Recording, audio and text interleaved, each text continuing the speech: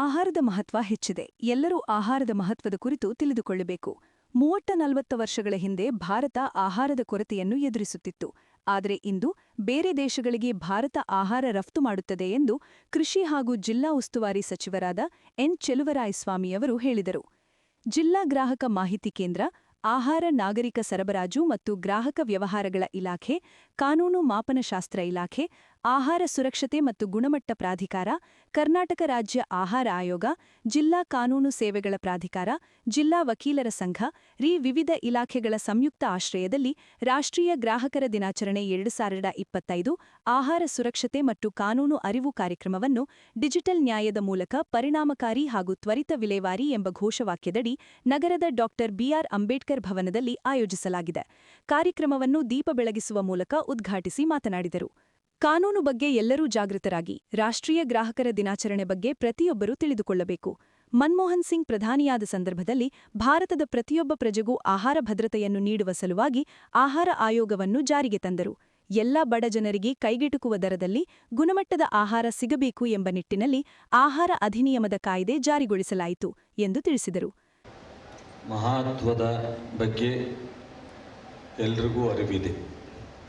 ಅದನ್ನು ಇವತ್ತು ಹೆಚ್ಚು ಪರಿಣಾಮಕಾರಿಯಾಗಿ ಪ್ರತಿಯೊಬ್ಬರಿಗೂ ಅರ್ಥೈಸ್ತಕ್ಕಂಥದ್ದು ಸಹ ಭಾಳ ಈ ಒಂದು ದಿನಾಚರಣೆಯ ಮಹತ್ವ ಆಗಿದೆ. ನಮ್ಮ ದೇಶದಲ್ಲಿ ಕಳೆದ 30-40 ವರ್ಷದ ಹಿಂದೆ ಆಹಾರದ ಕೊರತೆಯನ್ನು ಎದುರಿಸ್ತಿದ್ದಂಥ ದೇಶ. ಬೇರೆ ದೇಶದಿಂದ ಇಂಪೋರ್ಟ್ ಮಾಡ್ಕೊಳ್ತಕ್ಕಂಥ ಪರಿಸ್ಥಿತಿ ಅವತ್ತಿನ ಕಾಲದಲ್ಲಿ ನಮಗಿತ್ತು. ಇವತ್ತು ನಾವೇನೇ ಬೇರೆ ದೇಶಗಳಿಗೆ ಎಕ್ಸ್ಪೋರ್ಟ್ ಮಾಡ್ತಕ್ಕಂಥ ಪರಿಸ್ಥಿತಿಗೆ ನಮ್ಮ ರೈತರು ಬಂದಿದ್ದಾರೆ. ಅದಕ್ಕೇನೇ ಸರ್ಕಾರ ಇಲಾಖೆ ಸಪೋರ್ಟ್ ಕೊಟ್ಟರು, ಅದರ ಕೀರ್ತಿ ಮತ್ತು ಅದರ ಶ್ರಮ, ಆ ಪ್ರಯತ್ನ ಎಲ್ಲ ಈ ನಾಡಿನ ರೈತರಿಗೆ ಸಲ್ಲಬೇಕಾಗುತ್ತೆ. ಇದೆಲ್ಲ ಮಧ್ಯದಲ್ಲೂ ಸಹ ಸಫಿಷಿಯೆಂಟಾಗಿ ಆಹಾರವನ್ನು ನಾವು ಬೆಳೆದ್ರು, ನಾವು ಎಷ್ಟೋ ಜನಕ್ಕೆ ಒಂದೊಂದು ಊಟ ಇಲ್ಲದೆ ಇರತಕ್ಕಂಥದ್ದನ್ನು ಸಹ ಈ ನಾಡಿನಲ್ಲಿ ನಾವು ನೋಡಿದ್ದೀವಿ. ಅದಕ್ಕೋಸ್ಕರ ಹಿಂದೆ UPA ಕೇಂದ್ರದ ಸರ್ಕಾರ ಮನಮೋಹನ್ ಸಿಂಗ್ ಪ್ರಧಾನಮಂತ್ರಿಗಳಾಗಿದ್ದಾಗ ಫುಡ್ ಸೆಕ್ಯೂರಿಟಿ ಆ್ಯಕ್ಟನ್ನು ತಂದರು. ಪ್ರತಿಯೊಬ್ಬ ಈ ರಾಷ್ಟ್ರದಲ್ಲಿ ಆಸ್ತಿ ಅಥವಾ ಉದ್ಯೋಗ ಅಥವಾ ಬೇರೆ ಯಾವುದೂ ಅವಕಾಶ ಇಲ್ಲದೇ ಇರತಕ್ಕಂಥ ಒಂದು ಕುಟುಂಬ ಕನಿಷ್ಠ ಮಟ್ಟದಲ್ಲಿ ಅವರಿಗೆ ಫುಡ್ಡು ಸಿಕ್ಕಬೇಕು ಅನ್ನೋ ಕಾರಣಕ್ಕೋಸ್ಕರ ಫುಡ್ ಸೆಕ್ಯೂರಿಟಿ ಆ್ಯಕ್ಟನ್ನು ತಂದಿತ್ತು. ಆವಾಗಲಿಂದ 5 kg ಅಕ್ಕಿ ಕೊಡ್ತಕ್ಕಂಥದ್ದು ಪ್ರಾರಂಭ ಆಯಿತು. ನಮ್ಮ ಇವತ್ತಿನ ಮುಖ್ಯಮಂತ್ರಿ ಹಿಂದೆ ಮುಖ್ಯಮಂತ್ರಿ ಆದಾಗ ಅವರು ಅದನ್ನು ಹೆಚ್ಚು 7 kg ಅಕ್ಕಿಯನ್ನು ಪ್ರತಿಯೊಬ್ಬರಿಗೂ ಕೊಡಲಿಕ್ಕೆ ತೀರ್ಮಾನ. ಅದಾದ ಮೇಲೆ ಕಳೆದ ಬಾರಿ ಬಂದ ಸರ್ಕಾರ ಕಡಿಮೆ ಮಾಡಿತು. ಮತ್ತೆ ಈಗ ನಮ್ಮ ಸಿದ್ದರಾಮಯ್ಯನವರು ಮುಖ್ಯಮಂತ್ರಿ ಆದ ಕೂಡಲೇ ಅದು 5 kgನ 10 kgಯನ್ನು ಕೊಡಲಿಕ್ಕೆ ತೀರ್ಮಾನ. ಇವತ್ತು 10 kgಯಲ್ಲಿ ನಮಗೆ ರೈಸ್ ಸಿಗದೇ ಇದ್ದಾಗ ಕೇಂದ್ರ ಸರ್ಕಾರ ನಮಗೆ ಅದನ್ನು ಸಪೋರ್ಟ್ ಮಾಡದೇ ಇರುವಂಥ ಪರಿಸ್ಥಿತಿ ಬಂದಾಗ ನಾವು ಅದನ್ನು 5 kg ಬದಲು ದುಡ್ಡನ್ನು ಕೊಡೋವಂಥ ತೀರ್ಮಾನ ಮಾಡೋದು. ಮತ್ತು ಅದಾದ ಮೇಲೆ ಈಗ ಮತ್ತೆ ಅಕ್ಕಿನೇ ಕೊಡ್ತಾ ಇದ್ದೀವಿ. ಈಗ ಕೆಲವು ಕಡೆ ಎಲ್ಲ ನಮಗೆ ಬೇರೆ, ಕೆಲವು ಕಡೆ ಗೋಧಿ ಇರ್ಬೋದು, ಕೆಲವು ಕಡೆ ರಾಗಿ ಇರ್ಬೋದು, ಕೆಲವು ಕಡೆ ಬೇರೆ ಬೇರೆ ಎಣ್ಣೆ ಥರದ್ದು ಕೊಡಿ. ಒಂದು ಸ್ವಲ್ಪ ಪೂರ್ತಿ ಅಕ್ಕಿನೇ ಕೊಟ್ಟರೆ ಅದು ಉಪಯೋಗಿಸೋಕ್ಕೆ ಹೆಚ್ಚಾದದನ್ನು ಬೇರೆ ಥರ ದುರುಪಯೋಗ ಆಗುತ್ತೆ ಅನ್ನೋದನ್ನು ಬಹುಶಃ ಅನೇಕರ ಸಾರ್ವಜನಿಕರ ಒಂದು ಅಭಿಪ್ರಾಯದ ಮೇರೆಗೆ ನಾವು ಹೊಸ ತೀರ್ಮಾನವನ್ನು ಸಹ ತಗೊಂಡಿದ್ವಿ. ಹಾಗಾಗಿ ಒಂದು ಕಡೆ ಇವತ್ತು ಸಫಿಷಿಯೆಂಟಾಗಿ ಆಹಾರ ಸಿಗುತ್ತೆ ಅನ್ನೋದಿದ್ರೆ, ಇನ್ನೊಂದು ಕಡೆ ಕನಿಷ್ಠ ಸಿಗದೇ ಇರ್ತಕ್ಕಂಥ ಆ ಥರದ ಜನ ಒಂದು ಕಡೆ ಇದ್ದರೆ, ಇನ್ನೊಂದು ಕಡೆ ಉಪಯೋಗಿಸೋದು ಸಹ ದ್ವಂದ್ವ ವೆಚ್ಚ ಮಾಡ್ತಕ್ಕಂಥದ್ದನ್ನು ನಾವು ನೋಡ್ತಾ ಇರ್ತೀವಿ. ರಾಜ್ಯ ಆಹಾರ ಆಯೋಗದ ಅಧ್ಯಕ್ಷರಾದ ಡಾಕ್ಟರ್ ಎಚ್ ಕೃಷ್ಣ ಅವರು ಮಾತನಾಡಿ, ಗ್ರಾಹಕರು ಮೋಸ ಹೋಗದ ರೀತಿ ಅರಿವು ಮೂಡಿಸುವ ಕಾರ್ಯವನ್ನು ನಡೆಸಲಾಗುತ್ತಿದೆ. ಗ್ರಾಹಕರಿಗೆ ಗ್ರಾಹಕ ಕಾನೂನಿನ ಕುರಿತು ಅರಿವಿರಬೇಕು. ಅನ್ಯಾಯಕ್ಕೆ ಒಳಗಾದ ಗ್ರಾಹಕರಿಗೆ ನ್ಯಾಯ ಕೊಡಿಸುವ ಕೆಲಸವಾಗುತ್ತಿದೆ. ಸಾರ್ವಜನಿಕರಿಗೆ ಆಹಾರ ಭದ್ರತೆ ಒದಗಿಸುವ ಕೆಲಸ ಸರ್ಕಾರದ ಕರ್ತವ್ಯ ಎಂದು ಹೇಳಿದರು. ಆಹಾರ ಭದ್ರತೆ ಕಾಯ್ದೆಯಡಿ ಎಲ್ಲಾ ಗ್ರಾಹಕರಿಗೂ ನ್ಯಾಯ ಒದಗಿಸುವ ಕೆಲಸವಾಗುತ್ತಿದೆ. ಕೈಗೆಟುಕುವ ದರದಲ್ಲಿ ಉತ್ತಮ ಗುಣಮಟ್ಟದ ಆಹಾರ ಕೊಡುವುದು ಆಹಾರ ಭದ್ರತೆ ಕಾಯ್ದೆಯ ಮೂಲ ಉದ್ದೇಶ. ನ್ಯಾಯಬೆಲೆ ಅಂಗಡಿಗಳಲ್ಲಿ ವೈಜ್ಞಾನಿಕವಾಗಿ ಆಹಾರ ಸುರಕ್ಷತೆ ಮಾಡಬೇಕು ಎಂದು ಹೇಳಿದರು. ಇವತ್ತು ಮಂಡ್ಯ ಜಿಲ್ಲೆಯಲ್ಲಿ ಈ ಕಾರ್ಯಕ್ರಮವನ್ನು ಮಾಡ್ತಾ ಇದ್ದೀವಿ. ಈ ಆಹಾರ ಭದ್ರತೆ ಅನ್ನೋದು ದೇಶದಲ್ಲಿ ಪ್ರತಿಯೊಬ್ಬರು ಹುಟ್ಟಿದ ಮೇಲೆಗೆ ಅವ್ರಿಗೆ ಆಹಾರವನ್ನು ಒದಗಿಸಬೇಕಾದದ್ದು ಸರ್ಕಾರದ ಕರ್ತವ್ಯ. ಆ ಕರ್ತವ್ಯ ಈಗ ಏನೋ ದಾನ ಕೊಡ್ತಾ ಇದ್ದೀವಿ ಅಥವಾ ಏನೋ ನಿಮಗೆ ಸಹಾಯ ಮಾಡ್ತಾ ಇದ್ದೀವಿ ಅನ್ನೋದು ಆಗಬಾರ್ದು. ಅದು ಪ್ರತಿಯೊಬ್ಬ ಮಾನವನ ಹಕ್ಕು. ಅದನ್ನ ಒಂದು ಕಾನೂನಾಗಿ ಮಾರ್ಪಾಟು ಮಾಡಿದ್ದೇ ಈ NFSA ಆಕ್ಟ್, ಕರ್ನಾಟಕ ರಾಷ್ಟ್ರೀಯ ಆಹಾರ ಭದ್ರತೆ ಕಾಯ್ದೆ. ರಾಷ್ಟ್ರೀಯ ಆಹಾರ ಭದ್ರತಾ ಕಾಯ್ದೆಯ ಆಹಾರ ಮತ್ತು ಪೌಷ್ಟಿಕ ಭದ್ರತೆಯನ್ನು ಮಾನವ ಜೀವನ ಚಕ್ರದ ದೃಷ್ಟಿಕೋನದಿಂದ ಒದಗಿಸುವ ಉದ್ದೇಶವನ್ನು ಹೊಂದಿದ್ದು, ಜನರು ಗೌರವದ ಜೀವನ ನಡೆಸಲು ಕೈಗೆಟುಕುವ ಬೆಲೆಯಲ್ಲಿ ಗುಣಮಟ್ಟದ ಆಹಾರ ಪಡೆಯುವುದನ್ನು ಖಾತ್ರಿಗೊಳಿಸುವುದೇ ಈ NFSA ಆಕ್ಟ್ 2013 ಅದರ ಉದ್ದೇಶ. ಈ ಆಹಾರ ಸುರಕ್ಷತೆ ತಮಗೆಲ್ಲ ಗೊತ್ತಿದೆ. ಮನುಷ್ಯ ಬದುಕಬೇಕು ಅಂದರೆ ಆಹಾರ ಬೇಕು, ನೀರು ಬೇಕು, ಶುದ್ಧವಾದ ಗಾಳಿ ಇರಬೇಕು. ಇವು ಮೂರು ಅಬ್ಸಲ್ಯೂಟ್ಲಿ ನೆಸೆಸರಿ. ಅದಿಲ್ಲದೆ ಯಾರೂ ಬದುಕಲಿಕ್ಕೆ ಸಾಧ್ಯ ಇಲ್ಲ. ಈ ಆಹಾರ ಧಾನ್ಯಗಳ ಖರೀದಿ ಮಾಡುವಾಗಲೂ ನಾವು ಶುದ್ಧವಾದ ಆಹಾರ ಪದಾರ್ಥಗಳನ್ನ ಖರೀದಿ ಮಾಡಬೇಕು. ಅದಕ್ಕೆ ನಾವು ಟ್ರಾನ್ಸ್ಪೋರ್ಟೇಷನ್ ಮಾಡುವಾಗಲೂ ಸಹ ಅದನ್ನು ಸುರಕ್ಷಿತವಾಗಿ ಮಾಡ್ಕೋಬೇಕಾಗತ್ತೆ. ಮತ್ತು ನ್ಯಾಯಬೆಲೆ ಅಂಗಡಿಗಳು ಮತ್ತು ಗೋದಾಮುಗಳಲ್ಲಿ ಎಲ್ಲಿ ಶೇಖರಣೆ ಮಾಡಿರ್ತೀವೋ ಅದನ್ನು ನಾವು ವೈಜ್ಞಾನಿಕವಾಗಿ ಶೇಖರಣೆ ಮಾಡೋದ್ರಿಂದ ಇದರ ಸುರಕ್ಷತೆಯನ್ನು ನಾವು ಕಾಪಾಡಬೇಕಾಗಿ ಬರ್ತದೆ. ಮತ್ತು ಇನ್ನು ಕಾನೂನಿನ ಅರಿವು ಸರ್ಕಾರದ ಯೋಜನೆಗಳು ಪರಿಣಾಮಕಾರಿಯಾಗಿ ಜನರಿಗೆಲ್ಲ ತಲುಪಬೇಕಾದ್ರೆ ಈ 14 ಲೈನ್ ಡಿಪಾರ್ಟ್ಮೆಂಟ್ಸ್ ನಮ್ಮ ಅಧಿಕಾರಿಗಳೇನಿದ್ದಾರೆ ಅವರು ಸಮರ್ಪಕವಾಗಿ ಅವ್ರ ಕೆಲಸವನ್ನು ಅವ್ರು ಮಾಡಬೇಕಾಗತ್ತೆ. ಅದನ್ನೆಲ್ಲ ಮಾನಿಟರಿಂಗ್ ಸಹ ನಾವು ಮಾಡ್ತೀವಿ. ಅರ್ಹರಿಗೆ, ಬಡವರಿಗೆ, ದುರ್ಬಲ ವರ್ಗದವರಿಗೆ, ಮಕ್ಕಳಿಗೆ, ಬಾಣಂತಿಯರಿಗೆ ಮತ್ತು ಗರ್ಭಿಣಿಯರಿಗೆ ಅವರಿಗೆ ಪೋಷಕ ಆಹಾರವನ್ನು ಕಾನೂನಾತ್ಮಕ ಹಕ್ಕಿನ ರೂಪದಲ್ಲಿ ಒದಗಿಸುವುದು ಈಗ ನಮ್ಮೆಲ್ಲರ ಕರ್ತವ್ಯ. ಒಂದು ಯಾವುದೇ ಗ್ರಾಹಕದವರು ತಿಳ್ಕೋಬೇಕಾದದ್ದು, ಯಾವುದೇ ಒಂದು ತಮಗೆ ಸಿಗಬೇಕಾದಂಥ ಒಂದು ಯಾವುದು ಸೌಲಭ್ಯಗಳಿವೆ ಅದನ್ನು ಅವರು ಪಡ್ಕೋಬೇಕು. ಈಗ ನ್ಯಾಯಬೆಲೆ ಅಂಗಡಿಗಳಲ್ಲಿ ತಮಗೆಲ್ಲ ಗೊತ್ತಿದೆ, ಎಷ್ಟೋ ಕಡೆ ರೇಷನ್ ಕಾರ್ಡ್ ಕೊಡ್ತಾ ಇರಲ್ಲ. ಈಗ ಎಷ್ಟೋ ರೇಷನ್ ಕಾರ್ಡ್ಗಳು ಅನಧಿಕೃತವಾಗಿ ತಾವಾದ ರದ್ದಾಗ್ಬಿಟ್ಟಿದೆ. ಅಂಥವ್ರನ್ನೆಲ್ಲ ನಾವು ಮರು ಸೇರ್ಪಡೆ ಮಾಡಿಕೊಡ್ತೀವಿ. ತಾವೆಲ್ಲ ತಹಶೀಲ್ದಾರ್ ಅವ್ರಿಗೆ ಒಂದು ಅರ್ಜಿ ಕೊಟ್ಟರೆ ಸಾಕು. ಆಮೇಲೆ ಹೆಸರು ಕಡಿತ ಮಾಡೋದು, ಅನಧಿಕೃತವಾಗಿ ರದ್ದು ಮಾಡುವಂಥದ್ದು, ಯಾರೋ ಒಬ್ಬರು ಮನೆಯಲ್ಲಿ ಕೆಲಸದಲ್ಲಿದ್ದರೆ ಇಡೀ ಮನೆಗೆ ಅಕ್ಕಿಯನ್ನು ಕೊಡುವಂಥ ನಿಲ್ಲಿಸುವಂಥದ್ದು, ಅದನ್ನೆಲ್ಲ ಸಾಕಷ್ಟು ಮಾರ್ಪಾಟುಗಳನ್ನ ಮಾಡಿದ್ದೀವಿ. ಮತ್ತು ಅಂಗಡಿಗಳಲ್ಲಿ ಧಾನ್ಯ ಕಡಿಮೆ ತೂಕ ಕೊಡ್ತಾ ಇದ್ದರೆ ಅದರ ದುರುಪಯೋಗ, ಭ್ರಷ್ಟಾಚಾರ ಆಗ್ತಾ ಇದ್ದರೆ ಅದನ್ನು ಸಹ ನಾವು ಮಾನಿಟರ್ ಮಾಡ್ತೀವಿ. ಅಂಗಡಿಯನ್ನು ದಿನದ ಮಂಗಳವಾರ ಬಿಟ್ಟರೆ ಅವರು ಇನ್ನು ದಿನದ 26 ದಿನನೂ ಓಪನ್ ಮಾಡಬೇಕು. ಅವ್ರಿಗೆ ಅಕಸ್ಮಾತ್ ತೆಗೀಲಿಲ್ಲ ಅಂದರೆ ತಾವು ಬಂದು ಕಂಪ್ಲೇಂಟ್ ಮಾಡ್ಬೋದು. ಮತ್ತು ಬಯೋಮೆಟ್ರಿಕ್, ಈ ಹೆಬ್ಬೆಟ್ಟು, ಕೆಲವರಿಗೆಲ್ಲ ವಯಸ್ಸಾದವ್ರಿಗೆ ಹೆಬ್ಬೆಟ್ಟು ಸಿಗಲ್ಲ, ಅಂಥವ್ರಿಗೆ ಹೆಬ್ಬೆಟ್ಟು ಕೊಡುವಂಥದ್ದನ್ನು ಸಹ ಬೇರೆ ಪರ್ಯಾಯ ವ್ಯವಸ್ಥೆ ಮಾಡಿದ್ದೀವಿ ಕಾರ್ನಿಯ ಮುಖಾಂತರ. ಮತ್ತು ಮಧ್ಯಾಹ್ನದ ಊಟ, ಮಿಡ್ ಡೇ ಮೀಲ್ಸ್ ಅಂತ ಮಕ್ಕಳಲ್ಲಿ ಕೊಡ್ತೀವಲ್ಲ, ಅದರಲ್ಲಿ ಶಾಲೆಗಳಲ್ಲಿ ಸರಿಯಾಗಿ ಊಟ ಕೊಡದೇ ಇದ್ದರೆ, ಕಳಪೆ ಗುಣಮಟ್ಟದ ಆಹಾರ ಕೊಡ್ತಾ ಇದ್ದರೆ, ಜಾತಿ ಆಧಾರಿತ ಭೇದ ಭಾವ ಮಾಡ್ತಾ ಇದ್ರೆ, ಕೆಲವು ಶಾಲೆಗಳಲ್ಲಿ ಮೊಟ್ಟೆಗಳನ್ನ ಕೊಡಲ್ಲ, ಬ್ರಾಹ್ಮಣರು ಅಥವಾ ಲಿಂಗಾಯತರು ಅಂತ ಶಾಲೆಗಳಲ್ಲಿ. ಅದು ತಪ್ಪು. ನಾವೇನು ಮಾಡ್ತೀವಿ, ಎಲ್ಲ ಶಾಲೆಗಳಲ್ಲೂ ಎಲ್ಲರಲ್ಲೂ ಕೊಡಬೇಕು. ಬಾಳೆಹಣ್ಣು ಬೇಡ, ಮೊಟ್ಟೆ ಬೇಡ ಅಂದ್ರೆ ಮಾತ್ರ ಬಾಳೆಹಣ್ಣು ಕೊಡಬೇಕಾಗುತ್ತೆ. ಕೆಲವು ಕಡೆ ಆ ಮಿಡ್ ಡೇ ಮೀಲ್ಸ್ ಸಹ ಹಣ ದುರುಪಯೋಗ ಆಗುತ್ತೆ. ಅಂಥದ್ದನ್ನು ಸಹ ನಾವು ತಪ್ಪಿಸ್ಬೇಕು. ಅದು ತಮಗೆಲ್ರಿಗೂ ಗೊತ್ತಿರಲಿ. ಮತ್ತು ಮೇಯ್ನು ಈ ಅಂಗನವಾಡಿಗಳಲ್ಲಿ ಗರ್ಭಿಣಿ ಮತ್ತು ತಾಯಿ ಮಹಿಳೆಯರಿಗೆ ಆಹಾರ ಸಿಗದೇ ಇರುವಂಥದ್ದು, ಪೂರಕ ಪೋಷಣಾಹಾರದ ಗುಣಮಟ್ಟ ಸರಿ ಇಲ್ಲದೆ ಇರುವಂಥದ್ದು, ಮತ್ತು ಅಂಗನವಾಡಿ ಕೇಂದ್ರಗಳು ಕಾರ್ಯನಿರ್ವಹಿಸದೇ ಇದ್ದರೆ ಮಕ್ಕಳಿಗೆ ಟೇಕ್ ಹೋಮ್ ರೇಷನ್, ಈಗ 6 ತಿಂಗಳಿಂದ 3 ವರ್ಷದ ಮಕ್ಕಳಿಗೆ ಟೇಕ್ ಹೋಮ್ ರೇಷನ್ ಅಂತ BPL ಕಾರ್ಡ್ ಇರುವಂಥ ಪ್ರತಿ ಮಕ್ಕಳಿಗೂ ಟೇಕ್ ಹೋಮ್ ರೇಷನ್ ಅಂತ ಸರ್ಕಾರ ಕೊಡುತ್ತೆ. ಅದು ಎಷ್ಟೋ ಜನಕ್ಕೆ ಗೊತ್ತಿಲ್ಲ. ಆ ಟೇಕ್ ಹೋಮ್ ರೇಷನ್ ಅಂಗನವಾಡಿಗಳ ಮುಖಾಂತರ ಡಿಸ್ಟ್ರಿಬ್ಯೂಟ್ ಆಗಬೇಕು. ಅದಾಗಿಲ್ಲ ಅಂದರೆ ಸಹ ನಾವು ಆ್ಯಕ್ಷನ್ ತಗೋತೀವಿ, ತಾವೆಲ್ಲ ಕಂಪ್ಲೇಂಟ್ ಮಾಡ್ಬೋದು. ಇತರೆ ಈಗ ಮಾತೃತ್ವದ ಹಕ್ಕುಗಳು ಅಂತ ತಮಗೆಲ್ಲ ಗೊತ್ತಿರ್ಬೋದು. ಪ್ರೆಗ್ನೆನ್ಸಿ, ಫಸ್ಟ್ ಪ್ರೆಗ್ನೆನ್ಸಿಯಲ್ಲಿ 5,000 ರೂಪಾಯಿ, ಸೆಕೆಂಡ್ ಪ್ರೆಗ್ನೆನ್ಸಿಯಲ್ಲಿ 6,000 ರೂಪಾಯಿ, ಅದು ಹೆಣ್ಮಕ್ಳಾದ್ರೆ ಮಾತ್ರ. ಆ ಫಸ್ಟ್ ಪ್ರೆಗ್ನೆನ್ಸಿ, ಒಂದು ಸಾರಿ ಪ್ರೆಗ್ನೆನ್ಸಿ ಅಂತ ಗೊತ್ತಾದರೆ 2,000 ರೂಪಾಯಿ ಕೊಡ್ತೀವಿ, ಮತ್ತು ಡೆಲಿವರಿ ಆದಮೇಲೆ 3,000 ರೂಪಾಯಿ. ಇದನ್ನು ಎಷ್ಟೋ ಜನಕ್ಕೆ ಗೊತ್ತಿಲ್ಲ. ತಾವು ಗೊತ್ತಿಲ್ಲದೆ ಇರೋರಿಗೆ ಈ ಅರಿವನ್ನು ಮೂಡಿಸಿ ಅವರಿಗೆ ಅವ್ರ ಹಕ್ಕುಗಳನ್ನ ಕೊಡಬೇಕಾದದ್ದು ಅವ್ರ ಕರ್ತವ್ಯ. ಮತ್ತು ಕೆಲವರು ದಾಖಲೆಗಳು, ನಿಮಗೆ ಆಧಾರ್ ಕಾರ್ಡ್ ಸರಿ ಇಲ್ಲ, OTP ಬರಲ್ಲ ಅಂತೇಳಿ ಕ್ಯಾನ್ಸಲ್ ಮಾಡ್ತಾರೆ. ಅದು ಸಹ ಆಗಬಾರ್ದು. ಅಂಥವ್ರು ಯಾರಾದರೂ ಇದ್ರೂ ಸಹ ನನ್ನ ಗಮನಕ್ಕೆ ತಂದರೆ ನಾವು ಅದನ್ನು ಸಹ ಸರಿ ಮಾಡಿ ಕೊಡ್ತೀವಿ.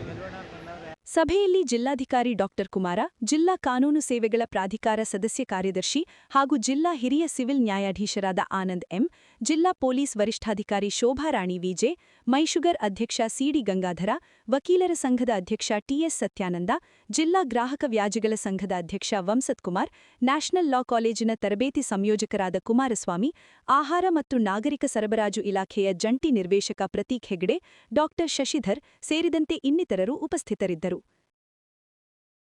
ಹುಬ್ಬಳ್ಳಿಯಲ್ಲಿ ಪೊಲೀಸರು ಬಿಜೆಪಿ ಕಾರ್ಯಕರ್ತೆ ಸುಜಾತ ಹಂಡಿ ಎಂಬುವರನ್ನು ವಿವಸ್ತ್ರಗೊಳಿಸಿ ಹಲ್ಲೆ ನಡೆಸಿರುವುದಾಗಿ ಆರೋಪಿಸಿ ನಗರದ ಜಿಲ್ಲಾಧಿಕಾರಿ ಕಚೇರಿ ಎದುರು ಬಿಜೆಪಿ ಕಾರ್ಯಕರ್ತರು ಪ್ರತಿಭಟನೆ ನಡೆಸಿದರು. ರಾಜಕೀಯ ದ್ವೇಷಕ್ಕಾಗಿ ಒಬ್ಬ ಮಹಿಳೆ ಎಂದು ನೋಡದೆ ಸಾರ್ವಜನಿಕವಾಗಿ ದೌರ್ಜನ್ಯ ಎಸಗಲು ಪೊಲೀಸರಿಗೆ ಕುಮ್ಮಕ್ಕು ನೀಡಿದ್ದು ನಾಚಿಕೆಗೇಡಿನ ಸಂಗತಿ. ಪೊಲೀಸ್ ಇಲಾಖೆಯ ಮೇಲೆ ಸರ್ಕಾರದ ನಿಯಂತ್ರಣ ಇಲ್ಲದಿರುವುದು ಈ ಘಟನೆಯೇ ಸಾಕ್ಷಿಯಾಗಿದೆ ಎಂದು ಆಕ್ರೋಶ ವ್ಯಕ್ತಪಡಿಸಿದರು.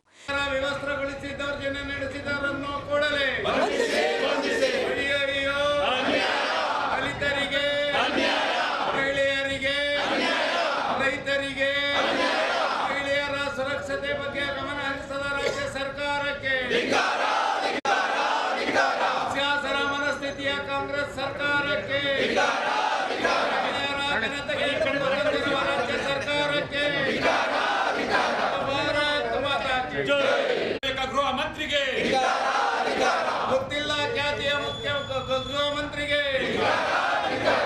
ಏನೇ ನಡೆದರೂ ಗೊತ್ತಿಲ್ಲ ಎನ್ನುವ ಗೃಹ ಸಚಿವರಿಗೆ, ಏನೇ ನಡೆದರೂ ಮಾಹಿತಿ ಇಲ್ಲ ಎನ್ನುವ ಗೃಹ ಸಚಿವರಿಗೆ, ಗೊತ್ತಿಲ್ಲ ಖ್ಯಾತಿಯ ಗೃಹ ಸಚಿವರಿಗೆ. ಕಾಂಗ್ರೆಸ್ ಕಾರ್ಪೊರೇಟರ್ ಸುವರ್ಣ ಅವರು ನೀಡಿದ ದೂರಿನ ಮೇರೆಗೆ ಬಿಜೆಪಿ ಕಾರ್ಯಕರ್ತೆ ಸುಜಾತಾ ಹಂಡಿ ಮೇಲೆ ಪೊಲೀಸರು ತಮ್ಮ ದರ್ಪವನ್ನು ಪ್ರದರ್ಶಿಸಿರುವುದು ಸರಿಯಲ್ಲ. ರಾಜ್ಯದಲ್ಲಿ ಮಹಿಳೆಯರು ಅಸುರಕ್ಷಿತರು ಹಾಗೂ ದುರಾಡಳಿತಕ್ಕೆ ಹಿಡಿದ ಕೈಗನ್ನಡಿಯಾಗಿದೆ. ಹಾಗೆಯೇ ಸುಳ್ಯದ ಶಾಸಕಿ ಭಾಗಿರಥಿ ಮುರಳ್ಯ ಅವರನ್ನು ಶ್ರದ್ಧಾಂಜಲಿ ಪೋಸ್ಟ್ ಹಾಕಿರುವ ಬಿಲ್ಲವ ಸಂದೇಶ್ ಎಂಬುವವನು ವಿರುದ್ಧ ಕ್ರಮ ಕೈಗೊಳ್ಳಬೇಕೆಂದು ಆಗ್ರಹಿಸಿ ಜಿಲ್ಲಾಧಿಕಾರಿ ಅವರ ಮೂಲಕ ರಾಜ್ಯಪಾಲರಿಗೆ ಮನವಿ ಸಲ್ಲಿಸಿದರು. ಇವತ್ತೊಂದು ದಿವಸ ಭಾರತೀಯ ಜನತಾ ಪಾರ್ಟಿ ಮಂಡ್ಯ ಜಿಲ್ಲೆಯ ವತಿಯಿಂದ ಏನು ಮೊನ್ನೆ 7ನೇ ತಾರೀಕು ಬುಧವಾರ ಒಂದು ಇಡೀ ನಾಗರಿಕ ಸಮಾಜ ತಲೆ ತಗ್ಸುವಂಥ ಏನು ಘಟನೆ ನಡೆದಿದೆ, ಈ ದುಷ್ಟ ಭ್ರಷ್ಟಾಚಾರ ದಿನ ಪೂರ್ತಿ ಬರೀ ಭ್ರಷ್ಟಾಚಾರದಲ್ಲೇ ಮುಳುಗಿರೋಂಥ ಈ ಕಾಂಗ್ರೆಸ್ ಸರ್ಕಾರ, ಈ ಸರ್ಕಾರ ಬಂದಾಗಿಂದ ಯಾವ ಮಹಿಳೆಯರಿಗೂ ಕೂಡ ನಮ್ಮ ರಾಜ್ಯದಲ್ಲಿ ಸುರಕ್ಷತೆ ಇಲ್ಲ ಅನ್ನೋದನ್ನ ಪ್ರತಿ ಹಂತದಲ್ಲೂ ಕೂಡ ಅದು ಒಂದು ಸಾಬೀತು ಮಾಡ್ಕೊಂಡು ಬಂದಿದೆ. ಇದು ಮುಂದುವರೆದ ಭಾಗವಾಗಿ ನಾವು ಇವತ್ತು ಭಾರತೀಯ ಜನತಾ ಪಾರ್ಟಿ ವತಿಯಿಂದ ಘನತೆವೆತ್ತ ರಾಜ್ಯಪಾಲರಿಗೆ ನಾವು ಇವತ್ತು ಒತ್ತಾಯವನ್ನು ಮಾಡೋದಕ್ಕೆ ಜಿಲ್ಲಾಧಿಕಾರಿಗಳಿಗೆ ಮನವಿಯನ್ನು ಸಲ್ಲಿಸೋದಕ್ಕೆ ಇವತ್ತು ಬಂದಿದ್ದೇವೆ. ಭಾರತೀಯ ಜನತಾ ಪಾರ್ಟಿಯ ಎಲ್ಲ ಜಿಲ್ಲಾ ಮಟ್ಟದಲ್ಲಿ ಇವತ್ತು ಎಲ್ಲ ಜಿಲ್ಲೆಗಳಲ್ಲೂ ಕೂಡ ಜಿಲ್ಲಾಧಿಕಾರಿಗಳಿಗೆ ಮನವಿಯನ್ನು ಸಲ್ಲಿಸ್ತಾ ಇದ್ದೇವೆ.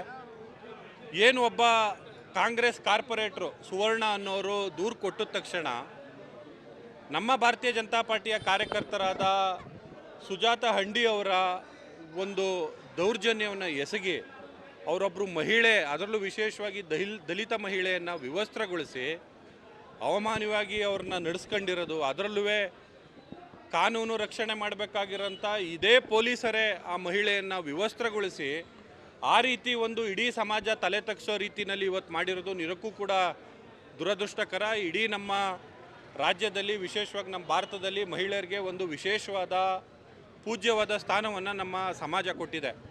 ಅಂಥ ಒಬ್ಬರು ಮಹಿಳೆಯರಿಗೆ ಇವರು ವಿವಸ್ತ್ರಗೊಳಿಸಿ ಈ ರೀತಿ ನಡೆಸ್ಕೊಂತಾರೆ ಅಂದರೆ ನ್ಯಾಯ ಎಲ್ಲಿದೆ? ಈ ಸರ್ಕಾರದಲ್ಲಿ ಈ ಮಟ್ಟಕ್ಕೆ ಒಬ್ಬರು ದಲಿತ ಮಹಿಳೆಯನ್ನು ನಡೆಸ್ಕೋತಾರೆ ಅಂದರೆ ಈ ಸ್ವಯಂ ಘೋಷಿತ ಅಹಿಂದ ನಾಯಕರಾದಂಥ ಸಿದ್ದರಾಮಯ್ಯರು ಎಲ್ಲೋಗಿದ್ದಾರೆ? ಪ್ರತಿದಿನ ರೀಲ್ಸು ಅಲ್ಲಿ ಇಲ್ಲಿ ಪೋಸ್ಟ್ಗಳು ಹಾಕ್ಕೊಂಡು ಮಾಡ್ತಿರೋಂಥ ಮಹಿಳಾ ಆಯೋಗದ ಅಧ್ಯಕ್ಷ ಎಲ್ಲೋಗಿದ್ದಾರೆ? ಭಾರತೀಯ ಜನತಾ ಪಾರ್ಟಿ ವತಿಯಿಂದ ಮೊನ್ನೆ ನಡೆದಂತಹ ಹುಬ್ಬಳ್ಳಿಯ ಘಟನೆಯನ್ನು ಖಂಡಿಸಿ ಈ ದಿನ ನಾವು ಜಿಲ್ಲಾಧಿಕಾರಿಗಳಿಗೆ ಒಂದು ಮನವಿಯನ್ನು ಕೊಡ್ತೇವೆ. ಮೊನ್ನೆ ವಿನಾಕಾರಣ ಭಾರತೀಯ ಜನತಾ ಪಾರ್ಟಿಯ ಒಬ್ಬ ಮಹಿಳಾ ಕಾರ್ಯಕರ್ತೆ ಮೇಲೆ ಏನು ಒಬ್ಬರು ಕಾಂಗ್ರೆಸ್ ಕಾರ್ಪೊರೇಟರು ಒಂದು ಕಂಪ್ಲೇಂಟನ್ನು ಮಾಡ್ತಾರೆ. ಆದರೆ ಈ ಪೊಲೀಸ್ ಅಧಿಕಾರಿಗಳು ಅವರನ್ನು ವಿವಸ್ತ್ರಗೊಳಿಸಿ ಅವರ ಮೇಲೆ ಒಂದು ದೌರ್ಜನ್ಯವನ್ನು ಎಸಗ್ತಾರೆ.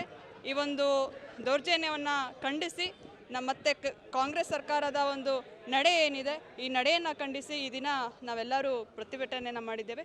ಮುಂದಿನ ದಿನಗಳಲ್ಲಿ ಈ ದಲಿತ ಮಹಿಳೆಗೆ ಆದಂತಹ ಅನ್ಯಾಯಕ್ಕೆ ಮಾನ್ಯ ಸಿದ್ದರಾಮಯ್ಯನವರು ನ್ಯಾಯವನ್ನು ಕೊಡುವಲ್ಲಿ ವಿಫಲವಾದರೆ ನಮ್ಮ ಹೋರಾಟ ನಿರಂತರವಾಗಿರ್ತದೆ ಅಂತ ನಾನು. ಪ್ರತಿಭಟನೆಯಲ್ಲಿ ಬಿಜೆಪಿ ಜಿಲ್ಲಾಧ್ಯಕ್ಷ ಡಾಕ್ಟರ್ ಇಂದ್ರೇಶ್, ಮುಖಂಡ ಮಂಜುನಾಥ್ ಸೇರಿದಂತೆ ಇತರರು ಭಾಗವಹಿಸಿದ್ದರು.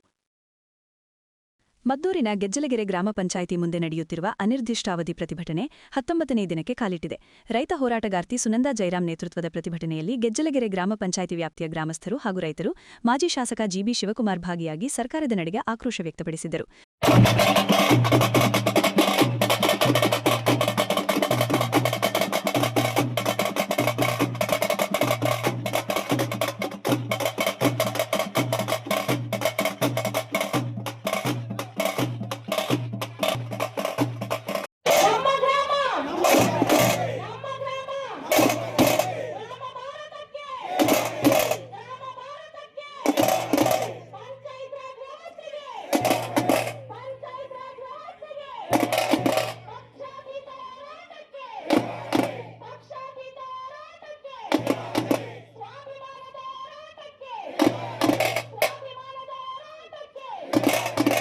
ತಮ್ಮೂರಿನ ಪಂಚಾಯಿತಿಯನ್ನು ನಗರಸಭೆ ಸೇರ್ಪಡೆಗೆ ಕೈಬಿಡಬೇಕು. ಪಂಚಾಯಿತಿಯನ್ನು ನಗರಸಭೆ ಸೇರ್ಪಡೆ ಮಾಡಿದ ಶಾಸಕರಾದ ಉದಯ್ ಹಾಗೂ ದಿನೇಶ್ ಗೂಳಿಗೌಡ ವಿರುದ್ಧ ಧಿಕ್ಕಾರ ಕೂಗಿ ಅಸಮಾಧಾನ ಹೊರಹಾಕಿದರು. ಸರ್ಕಾರ ಈ ಕೂಡಲೇ ತಮ್ಮೂರಿನ ಗ್ರಾಮ ಪಂಚಾಯಿತಿಯನ್ನು ನಗರಸಭೆಯಿಂದ ಕೈಬಿಡುವಂತೆ ಆಗ್ರಹಿಸಿದರು. ಹೋರಾಟ ಹೋರಾಟ ಇದನ್ನ ನಿಮ್ಮನ್ನ ದುರ್ಬಲಗೊಳಿಸಲಿಕ್ಕೆ ಹಲವಾರು ಪ್ರಯತ್ನಗಳು ನಡೀಬಾರ್ದು. ಪ್ರತಿನಿತ್ಯ ಈ ಒಂದು ಹೋರಾಟಕ್ಕೆ ಶಕ್ತಿ ತುಂಬತಕ್ಕಂಥ ಕೆಲಸವನ್ನ ಎಲ್ಲ ಜಿಲ್ಲೆಯ, ಈಗ ಶರೀರದಲ್ಲಿ ಯಾವ ಭಾಗದಲ್ಲಿ ನೋವು ಆದ್ರೂ ಶರೀರಕ್ಕೆ ನೋವು, ಅದು ಗೆದ್ದಲಗೆರೆಲಾಗಿ, ಅದಲ್ಲದೆ ನಮ್ಮ ರೈತ ಸಂಘ ಬರ್ಬೇಕಾದ್ರೆ ಈ ಊರೇ ಗೆದ್ದಲಗೆರೆನೆ ಆವತ್ತಿನ ದಿವಸ ಆ ರೈತ ಸಂಘ ಬಂದೇನೆ ಇವತ್ತು ರಾಜ್ಯದಲ್ಲಿ ಜನತಾ ಪಕ್ಷದ ಸರ್ಕಾರ, ಬೊಮ್ಮಾಯಿಯವರು, ರಾಮಕೃಷ್ಣ ರೆಡ್ಡಿಯವರು, ದೇವೇಗೌಡರು, ನಂಜುಂಡಸ್ವಾಮಿಯವರಂತ ಪ್ರಮುಖ ನಾಯಕರ ಆಶೀರ್ವಾದದಿಂದ ಅವರೆಲ್ಲರೂ ಸರ್ಕಾರದಲ್ಲಿ. ಈ ವೇಳೆ ಮುಖಂಡರಾದ ಸುನಂದಾ ಜಯರಾಮ್, ಯೋಗೇಶ್, ಶಿವು, ಮುಮ್ಮನ ಸೇರಿದಂತೆ ಇತರರು ಹಾಜರಿದ್ದರು. ವಕೀಲರು ಮತ್ತು ಕಕ್ಷಿದಾರರ ಬಾಂಧವ್ಯದಿಂದ ಮೊಕದ್ದಮೆ ಎಂಬ ರಥ ಎಳೆಯಲು ಸಾಧ್ಯವೆಂದು ಹಿರಿಯ ವಕೀಲರು ಶ್ರೀ ಬಸವಯ್ಯ ಅಭಿಪ್ರಾಯಪಟ್ಟರು. ಅವರು ನಾಗಮಂಗದ ವಕೀಲರ ಸಂಘ ಏರ್ಪಡಿಸಿದ್ದ ವಕೀಲರ ದಿನಾಚರಣೆಯಲ್ಲಿ ಮಾತನಾಡುತ್ತಿದ್ದರು. ನಿರಂತರ ಶ್ರಮದಿಂದ ಮತ್ತು ಪ್ರಾವೀಣ್ಯತೆ ಕಲಿಯಬೇಕೆಂಬ ತುಡಿತವಿದ್ದಾಗ ಮಾತ್ರ ಕಕ್ಷಿದಾರರನ್ನು ತಮ್ಮತ್ತ ಸೆಳೆಯಲು ಸಾಧ್ಯ. ಸಾರ್ವಜನಿಕರಲ್ಲಿ ವಕೀಲರ ಮೇಲೆ ಅಪಾರವಾದ ಗೌರವವಿದೆ. ಕೇವಲ ಹಣದ ಹಿಂದೆ ಹೋದಾಗ ಯಾವ ಪ್ರಾಮುಖ್ಯತೆಯೂ ದೊರಕುವುದಿಲ್ಲ. ತ್ವರಿತಗತಿಯಲ್ಲಿ ಮೊಕದ್ದಮೆಯನ್ನು ಮುಗಿಸಿದಾಗ ಮಾತ್ರ ಜನರಿಂದ ಹೆಚ್ಚು ಹೆಚ್ಚು ಆಕರ್ಷಿತರಾಗುತ್ತೀರಿ. ಆಗ ನಿಮ್ಮ ವೃತ್ತಿಗೆ ಗೌರವವೂ ದೊರಕುತ್ತದೆ. ಇದರ ಜೊತೆಗೆ ವಕೀಲರು ಓದುವ ಹವ್ಯಾಸವನ್ನು ಬೆಳೆಸಿಕೊಳ್ಳಬೇಕು. ಇತಿಹಾಸ, ಪುರಾಣಗಳ ಅರಿವಿದ್ದಾಗ ಯಾವುದೇ ಮೊಕದ್ದಮೆಯನ್ನು ಕೈಗೆತ್ತಿಕೊಂಡಾಗ ಇವೆಲ್ಲವೂ ನೆರವಿಗೆ ಬರುತ್ತದೆಂದು ಹಲವಾರು ಉದಾಹರಣೆಗಳ ಮೂಲಕ ವಿವರಿಸಿದರು.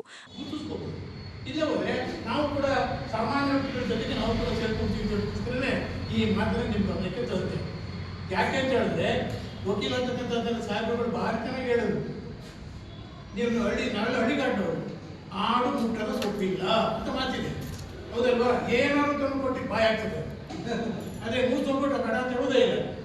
ಆಡು ಮುಟ್ಟದ ಸೊಪ್ಪಿಲ್ಲ, ನಾವು ಅಷ್ಟೇ ಕೈ ಹಾಕಿರ್ತಕ್ಕಂಥ ಸಬ್ಜೆಕ್ಟೇ ಇಲ್ಲ. ಈಗ ಯಾರು ಎಷ್ಟೊತ್ತನೇ ಹೇಳ್ತಾರೆ, ಏನು ಗ್ಯಾಂಬ್ಲಿಂಗ್, ಈಗ ಅಂಡರ್ ಬಾರು ಎಂತೆಂಥದ್ದು ಬರ್ತದೆ ಆಟದಲ್ಲಿ, ನಮಗೆ ಕೇಸ್ ನೋಡಿಸ್ಬೇಕಾದ್ರೆ ನನಗೆ ಗೊತ್ತಿರ್ಬೇಕಲ್ಲ, ಅದು ನೀವು ಗ್ಯಾಂಬ್ಲರ್ ಹಾಕ್ಬೇಕಂತೇನೂ ಅಲ್ಲ, ಆದರೆ ತಿಳ್ಕೊಂಡಿರ್ಬೇಕು ಅಂತಕ್ಕಂಥ ಮಾತು. ರೇಪ್ ಕೇಸು, ರೇಪ್ ಮಾಡಬೇಕು ಅಂತ ತಿಳಿದಿರ್ಬೇಕು ಏನು ಅಂತ. ಅಂದರೆ ಎಲ್ಲ ರಂಗದಲ್ಲೂ ಕೂಡ ನಾವು ಪರಿಣತಿಯನ್ನು ಪಡೆದಿದ್ದಾಗ ಮಾತ್ರ ವಕೀಲನಾಗಿ ನಾವು ಶ್ರೇಯಸ್ಸನ್ನು ಪಡೆಯಲಿಕ್ಕೆ ಸಾಧ್ಯತೆ ಉಂಟು. ದುಡ್ಡು ಅಂತಕ್ಕಂಥ ಮಾತು. ಅದಾಗಬೇಕಾದ್ರೆ ಏನು ಮಾಡಬೇಕು? ಮಾವಿನ ಬೀಜವನ್ನು ಬಿತ್ತಿದ್ರೆ ಹಣ್ಣು ಕೊಡಲ್ಲ ಅದು. ಅದನ್ನು ಸಾಕಬೇಕು, ಗೊಬ್ಬರ ಹಾಕಬೇಕು, ನೀರು ಹಾಕಬೇಕು, ಟ್ರಿಮ್ ಮಾಡಬೇಕು, ಮರವಾಗಿ ಬೆಳೆದಾಗ ಅದು ತನ್ನ ಪ್ರತಿಫಲವನ್ನು ಕೊಡುತ್ತದೆ. ಆದರೆ ಇವತ್ತಿನ ನವಯುವ ಜನಾಂಗದಲ್ಲಿ ಬಂದಿರತಕ್ಕಂಥದ್ದು ಏನು ಅಂದರೆ ಗಿಡ ಹಾಕುವ ದಿವಸನೇ ಫಲ ಬೇಕು ಅಂತಕ್ಕಂಥ ಮಾತು. ಅಪರ ಹಿರಿಯ ನ್ಯಾಯಾಧೀಶರಾದ ನರಸಿಂಹಮೂರ್ತಿ ಮಾತನಾಡಿ, ವಕೀಲ ವೃತ್ತಿ ಕಷ್ಟಕರವಾಗಿದ್ದು ಅದನ್ನು ಕಲಿಯಲಾಗದೆ ಗಾಂಧೀಜಿಯವರು ದಕ್ಷಿಣ ಆಫ್ರಿಕಾಗೆ ಹೋಗಿ ಕಲಿಯಬೇಕಾದ ಪರಿಸ್ಥಿತಿ ಎದುರಾಯಿತು. ಮೊಕದ್ದಮೆಗಳನ್ನು ತೆಗೆದುಕೊಳ್ಳುವಾಗ ನ್ಯಾಯ ಅನ್ಯಾಯಗಳನ್ನು ಪರಾಮರ್ಶೆ ಮಾಡುವುದು ಒಳಿತು ಎಂದು ಹೇಳಿದರು.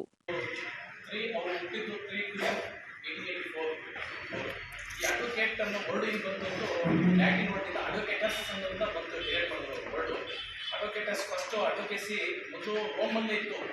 ರೋಮು ಆಮೇಲೆ ಇದು ಏನ್ಷಿಯಂಟ್ ಟೈಮಲ್ಲಿ ಇತ್ತು. ಅದನ್ನ ಫಸ್ಟ್ ಏನು ಮಾಡೋದು, ಫಸ್ಟು ಅಡ್ವೊಕೇಟ್ ಅನ್ನೋದು ಒರೇಟರ್ ಅಂತ ಮಾಡೋದು. ಫಸ್ಟ್ ಅವ್ರ ಕೇಸ್ ಅವರೇ ಮಾತಾಡಬೇಕಾಯಿತು, ಕಿಂಗ್ಸು ಆಮೇಲೆ ಅವ್ರ ಟೈಮಲ್ಲಿ.